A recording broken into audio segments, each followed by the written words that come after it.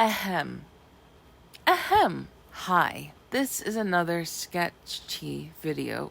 I didn't really plan on making more videos, but forget it. Look, here's a point. To all narcissists, you are mine. No, you did not mishear me. To all narcissists, you are mine. What do I mean by that? Well, I'm not going to insult you. But let me tell you this. I'm going to count on my fingers right now all the narcissists that I have been close to. Note that I said close to, not on TV or anything. So one, my auntie. Another one, there's another one. So far I have 4. There are a lot of people that are sus. Oh, there's a 5th one. Now, I know a lot more with narcissistic traits, but we all have narcissistic traits, okay? Narcissism is essential for survival because we have to look out for ourselves. Some people take it too far, and then they develop NPD, and it is the most annoying thing. Because you know why? Narcissists, to all narcissist people that know that they have NPD, if you know that you have this, and you're so concerned with being liked, the thing that makes you the most likable is not really what you look like. It's not what car you drive.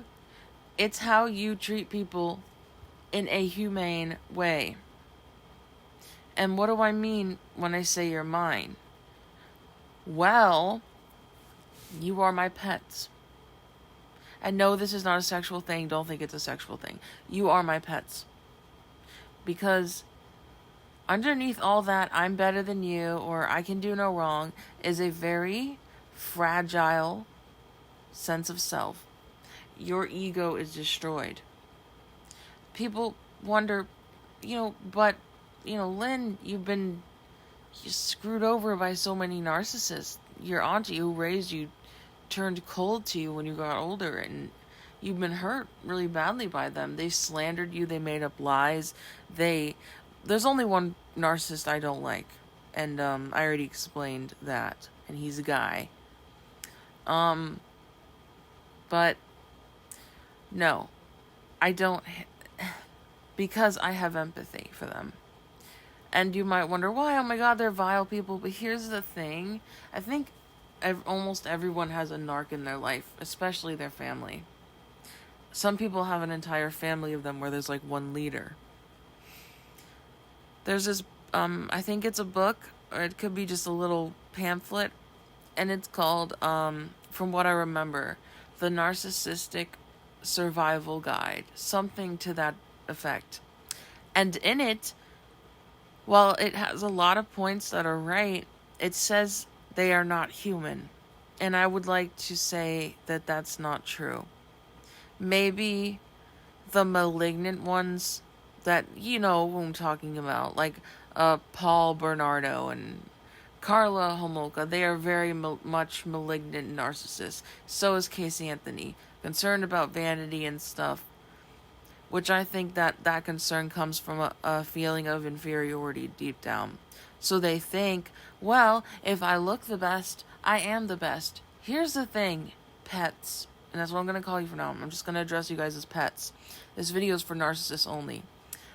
You pets are not valued by how you look. You are not valued by the money that you make, or how good of a parent or sister or brother, whatever, that you are. The most value that you can give is just to help someone. And I don't mean carry their groceries.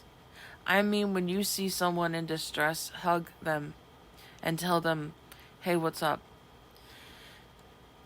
They say with narcissists that they are unwilling or unable to empathize. But from what I recall, there's a study when they asked the narcissists, hey, they showed them like stories of breakups or something like that, and they said the first time they didn't really care, but the second time they said to these people, I don't know if it was a new group of people or what, but they said, try to imagine yourself in that person's shoes, and they could feel the empathy. I want to think of it like a muscle, right? Yes, I know empathy is dysfunctional in a narcissist. And no, pets, that does not mean that you are bad. It just means that you need help. And guess what?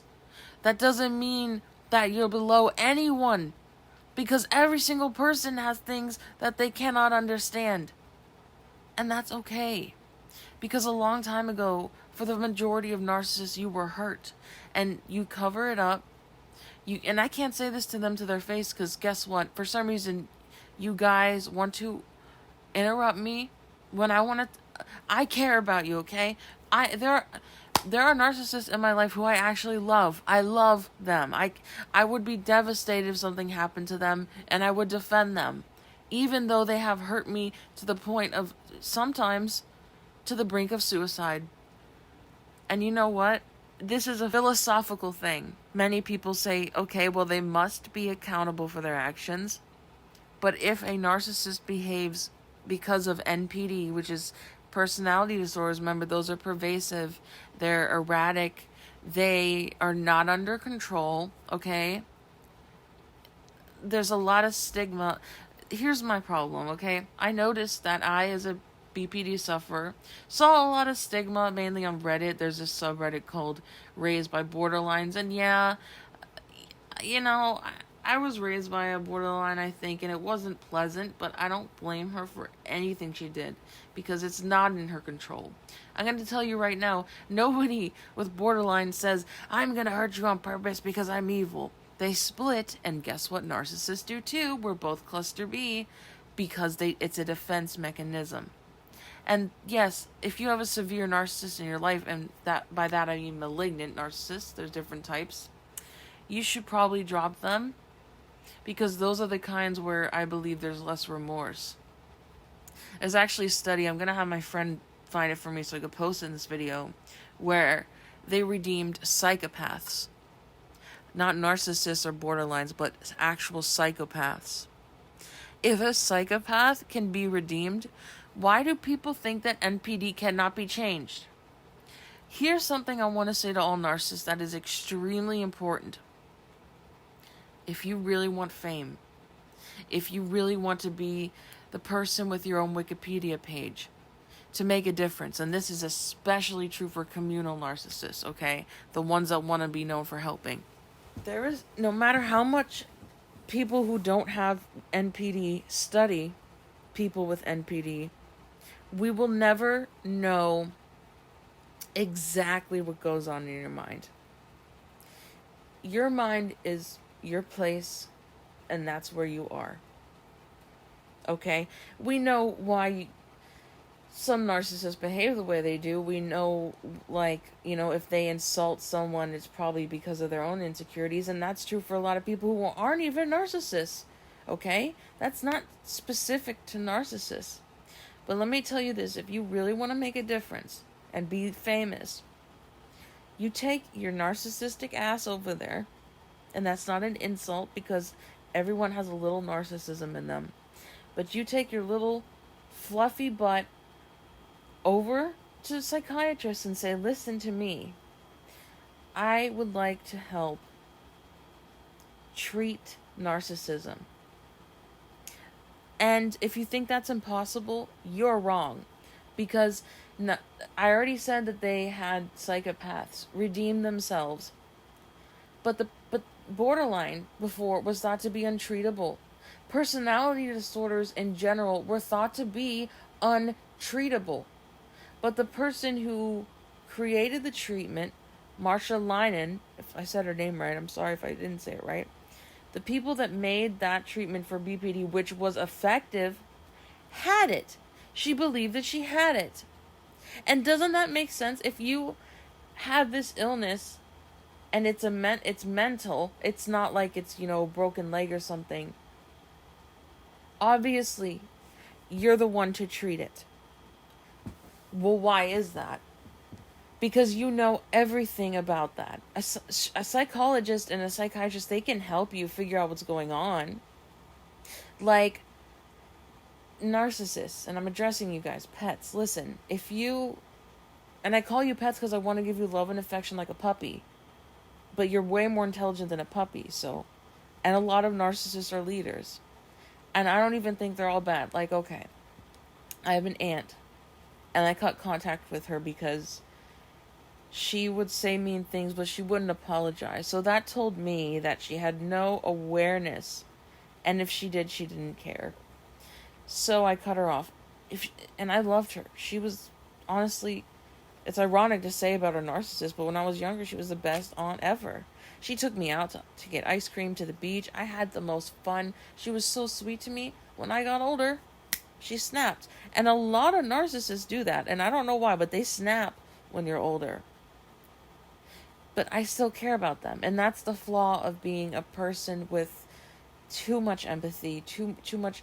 Like, when somebody is abusive to me, I don't go, fuck you. Well, I might, like, behind the scenes when I'm angry, but then when I'm laying in bed, or I hear of them coming close, I'm like, I just want to know why. And I know that when you're happy, you don't hurt people when you're happy, unless you're a sadist. But if a narcissist is bringing people down because of their looks, because they feel insecure about their looks, to me, that's a sign of insecurity and unhappiness. Well, pets, what if I told you that if you took care of your mental health, and no, that doesn't mean you're stupid or crazy or anything. That just means that there was a time you were hurt, and as a child, you built this defense system, and that's the NPD. That is the same thing with borderline and splitting. It is a defense mechanism so you don't get hurt. Because think about it. Guys, if you bring everyone down to complete levels of trash, how are you going to be hurt if that opinion is worthless? Like, if a bully makes fun of you and you believe that they're beneath you, is it really going to hurt as much? No, and this pattern continues and continues until that happens. But I have been wanting to make this video so long. So, I actually interviewed some narcissists on a Discord server. We private messaged because I couldn't get in there because I didn't have NPD, so I wasn't, which I understand. They deserve a safe space like anyone. And the ones I talked to were all diagnosed with vulnerable narcissism. And people like that, they do this. They talk about themselves only, but then they talk about it negatively. They're like, oh, I am the worst. And if I send a meme about, say when you bump into the door at 3 a.m. and there's no ghosts, and then the narcissist will reply with yeah, that totally, I totally get it. It happens to me. They'll just redirect everything to them. I don't know if that's a good example, but everything goes back to them. Oh, and listen, narcissists, please. This is brutal, but you need to listen. Okay? It's not an attack on you because your actions are not you. Your actions are just what you do. You're a human being. You're not some evil thing that book said, and I don't like that book. But when you speak, you need to listen. Because I'm going to tell you the truth. If you talk and you talk and you talk and you talk, and don't look at me because I'm just making a video. Okay, I would be happy to talk with a narcissist right now, but I don't think I would get much word out. But when you talk and you talk, and it's mainly about you and how much of a good listener you are and blah, blah, blah, the person is thinking, it's not just me, the person thinks you're an asshole, and an arrogant one at that, and egotistical. Those are not traits of someone that is loved and adored. With narcissists, I think there's actually stigma. And I know that the people who are victims of narcissistic abuse are probably screaming and disliking this video and saying, what the hell are you talking about? They're not victims of anything. That's wrong. Oh, I know, I forgot the other person that's a narcissist, my dad. Now, he didn't raise me because he's an asshole who ran away. Typical asshole. See, I didn't say typical narcissist because there are some narcissists that completely stay with their children, and they do love them. I looked up online some articles, and it said that narcissists can't love. I don't believe that either. I believe that love is sought out by almost every single human being except for a psychopath.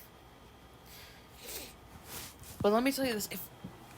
If a psychopath can regret his or her actions after rehabilitation. Why do people assume? See, it's the assumption that NPD is not treatable that makes it true. Remember, like I said earlier, BPD, they're like, oh no, it's not treatable. But with DPD, do you know how much that has helped me in not hurting myself and not saying things that I shouldn't say just because I'm splitting? Because with someone with BPD, they'll take it the wrong way. They'll take criticism. The similarities between NPD and BPD, because they're cluster B, is the sensitivity to criticism. Because when a narcissist is criticized, they think you're attacking them. Because they think everyone's attacking them. That they deep down, and this is something that a lot of narcissists might close this video, but deep down, all those mean things about yourself you think, and this is the most important thing that I actually want to say to a narcissist, if I could, but they don't let me talk. Those voices in your head that tell you that you're worthless, or that you're ugly, or you're disgusting, or that you're terrible are not true, even with the actions you have done. Because the actions you have done are a result, or were a result, of defense in your mind that it believes it was attacked. You have to understand, when your mind is attacked or believes it's attacked, it's gonna go into that fight or flight response mode. And they're very insecure. So they will insult people who just even look confident. Because they're like, well, I don't have that. I'm gonna tear you down for having that. And then again, people are probably gonna say, well, why be nice to them then? Because guess what? I assume one of the most crazy cases of narcissism I have ever seen. A couple years went by and I refused to talk to this person. Not because, I think they're unforgivable. Not because they're a narcissist and I don't want anything to do with them. That's not true either. Like I told you, I still love the people in my life that are narcissists. I just did not want to be treated that way. People will leave if they are hurt. Okay? They will leave. Something incredible happened though. See, I think when a narcissist apologizes, they believe it's weakness. I'm going to tell you it is not. It is strength, because you are taking accountability for your actions. So, this person sat down, we're just casually talking, and out of nowhere brought up, she said something like, yeah, I know you're upset with me for my mistake, and that then kept talking, as if that this point in conversation is not one that she wanted to dwell on. And while she kept talking, because narcissists do that, they don't let you talk, I was amazed. I was impressed. And that's how I knew that there is a way to help them. And the reason we help them is not just for us, because I asked a bunch of narcissists, and they said, yes, it is a lot of suffering. And it's almost akin to BPD, because BPD will ruin friendships and relationships because of the impulsivity, the splitting, the mistrust. Narcissists also have mistrust because, again, most of the time, there's something bad that happened in their childhood when they were innocent. And so now they're like, oh, these people are out to hurt me. And don't say these things to a narcissist because they don't want to they're scared of introspection. That's why I'm making a video, so if you are a narcissist, you can listen to it and not have to worry about me talking to you in front of your face, even knowing who you are, to think about yourself. It's hard. I had a vulnerable narcissist friend, and he was like, no one's gonna love me. I'm worthless. And they were all arbitrary reasons that sounded like me when I was depressed. His reasons were like, oh, he had blackheads on his head, so he's, no one's gonna love him. Like, this is why mental health is so important to be treated, because that's not true. And for someone to think that they don't deserve friends for something like that, it's just not true. And for narcissists to think, oh, I need to tear someone down so I look better. No, that makes you look worse. That makes you look like a bully. an abuser. And you do not want to be called that. What I think the world needs, since we already have, now BPD isn't curable and the treatment doesn't work for everyone, but that is a huge leap into before this treatment existed. Here's my call to action to any narcissist watching this, because I know you suffer, because I've seen people in narcissistic rage. I think I've seen every narcissist almost that I know having that. And that doesn't look fun. It doesn't look pleasurable. So clearly your narcissism is not working, is it? It's a failed attempt to protect yourself, and it's destroying your relationships. You deserve a relationship that's healthy, right? You deserve love, and you deserve to have that stability in your life. My true belief, and this is the note I'm going to end on, I believe you need care, and when somebody cares about you, stop listening to those inner thoughts that are deep in your subconscious that tell you don't deserve it. Tell it to shut the fuck up, because that's a goddamn lie. You were born on this earth and you were as human as anyone else. The second thing I really need you to do, and I said this before, I need someone to make a difference in the psychopathology world when it comes to NPD. And I actually believe that the only person that can do anything about it is someone with narcissistic personality disorder, because only you really know what works, and you really know the things that goes on in your head. Just like with BPD. It's the same thing with like eating disorders, when a really bad counselor is like, well, why don't you just eat normal? Do you see how unhelpful that is? So if I tell a narcissist, well, why don't you just behave normal? That doesn't help, because I don't know what it's like to be like that.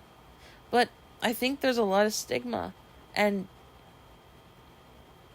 I think that compassion might be the answer. And I'm not saying put up with abuse. Go no contact if you have to. Because like people like my dad, for example, no. A lot of people don't even want to change. But I think if a narcissist can, if they know what will convince them to change, then I think that they really can be a hero and help a lot of people and get the recognition that I'm sure that they want.